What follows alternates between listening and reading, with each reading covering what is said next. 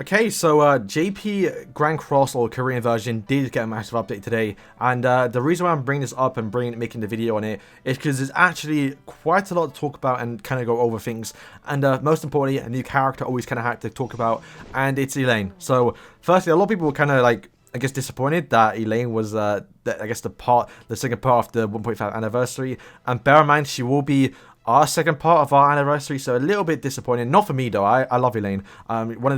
One of the most wanted characters I did want in the game, at least the winged version, because she's kind of sick in the manga and other stuff in general. So yeah, winged ELAINE's now a character, and you can see the little picture here, and it's confirmed ELAINE is coming with a little Thunder Boss Guild Thunder, which is kind of cool. I believe that Hawk picture is based on the equipment, so I'll go down in a minute, and then yeah, I guess some story mode and other stuff like that. But the most important thing to look out for is obviously ELAINE, and she's wearing a Christmas outfit, which means she's a Christmas character and she is limited. So a little bit disappointing to release that after, you know, a festival unit.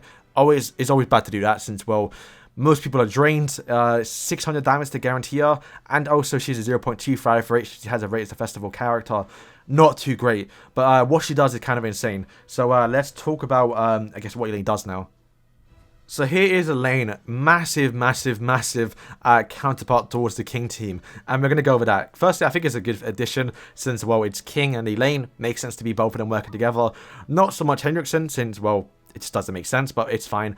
So firstly, she is red, so starting first with this team is very important, because if you don't start first, your ELAINE probably dead from the 1, just bear in mind that. And then here's the, I guess, the big thing that makes her so good, right? And kind of replaces Kyo.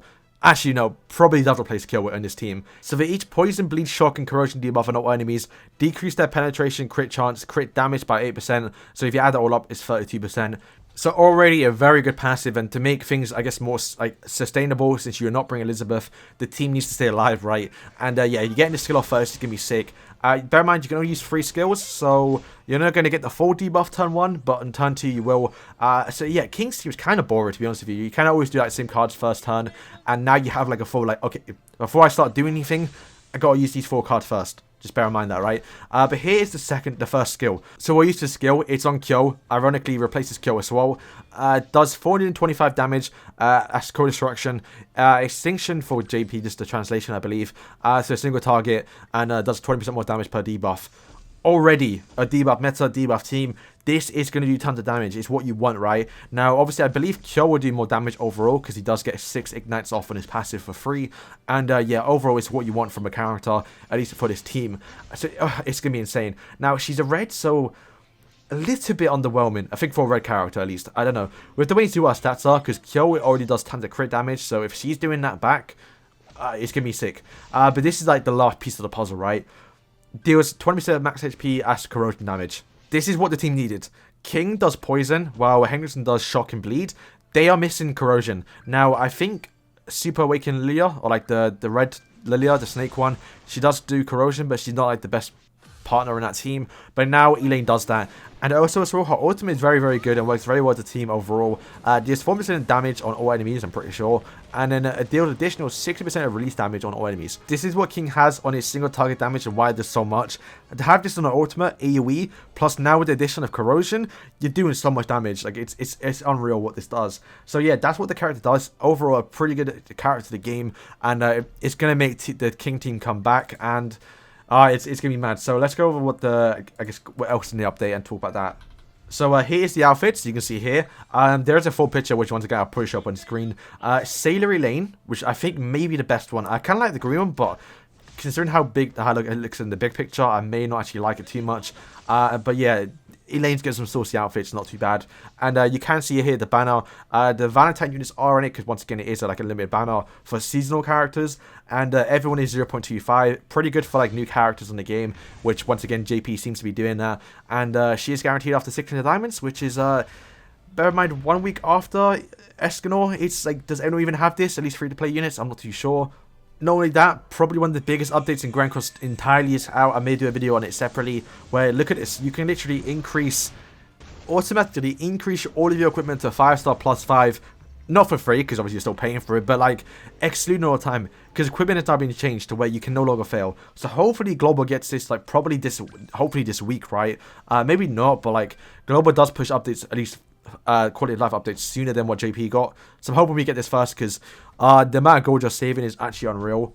But not only that, we are getting the Founder boss, Guild Founder, you can see here. Once again, unfortunately, I think there's new food now, so that's kind of cool that we're getting new food. But a little bit unfortunate that we can't get this.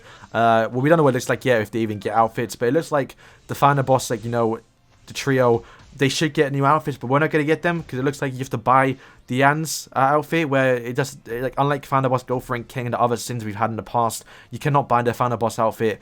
A little bit disappointing, because, you know, Guild Founder and stuff, they are like usable characters in the game. A little bit underwhelming. And as well, we are going to get at least one free summon. So, kind of cool, not too bad. And then, yeah, that is it for the update, at least what's been added. So, now I'm going to do like the last bit of the video and kind of say what this does mean, because this is quite a lot to talk about. So, Elaine is now a new addition towards King Team. So, the King Team is now better, which just means, well, when most people thought about skipping on Global, you may not want to do that now, and it's still quite a lot of investing too, because you have to make, you know, 3 people, like 4 new equipment, 4 new everything, where like the one Escanor can just fit in any team, and we kind of already built up Escanor, like for URG for example. But on JP, King had a 0.5 rate, so the highest rate for a festival unit, and we might follow the same thing here, and we don't know just yet, but King should be coming, at least what people are thinking, for New Year's.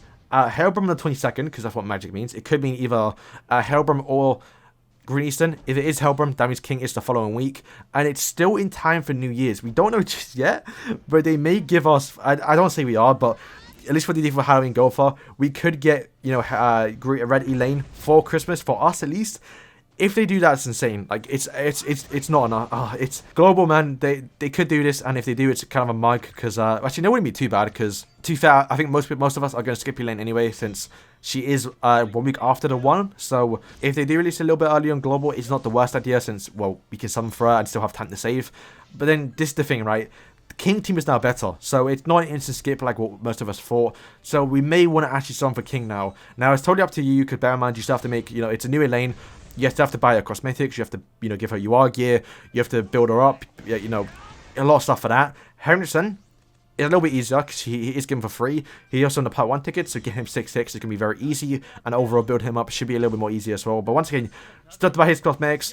King is a new King, it's a small wing King, you have to buy his cosmetics, and you have to pull him as well. He's a festival, so very hard to get.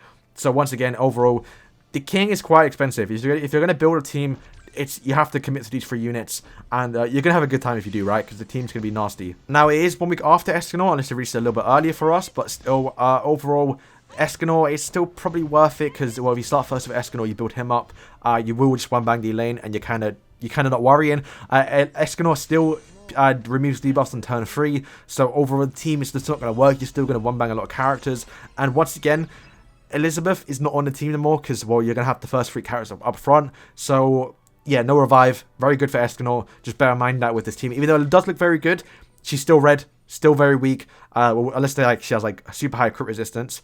But still, she is dealing with Escanor a little bit by lowering his crit chance and crit damage. Because Escanor doesn't do too much damage if you don't crit. Just bear in mind that, right? Also as well, Netmarble. They know what they're doing. They know global players are thinking of skipping King. And now that they've added this, and they know people from global are looking over at JP and see what they are getting, we're now considering, yeah, maybe we shouldn't skip King. Maybe we should summon for King at least once and get him and get some dupes off Hendrickson and maybe build him up a little bit. So when Elaine does come out, we have a pretty good team to counter, sort of counter the one. Like, not really, but like sort of, or deal with me a little bit. But yeah, that is all for today, guys. Hopefully you enjoyed the little video and the little discussion video at the end. Because we have to wait and see what she does in game, or at least what like her stats are. Because if her crit resistance is high and she's like a super tanky unit and overall a better like Kyo, then maybe it's worth summoning. Bear in mind she's limited.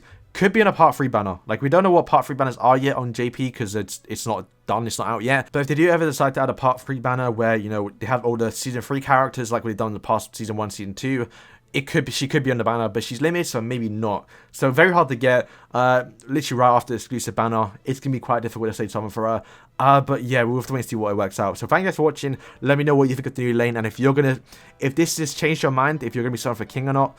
I can't say it hasn't, but like, it's a bit tough now. We have to wait and see what happens, at least for global in the next few weeks. So yeah, thank you guys for watching, and peace.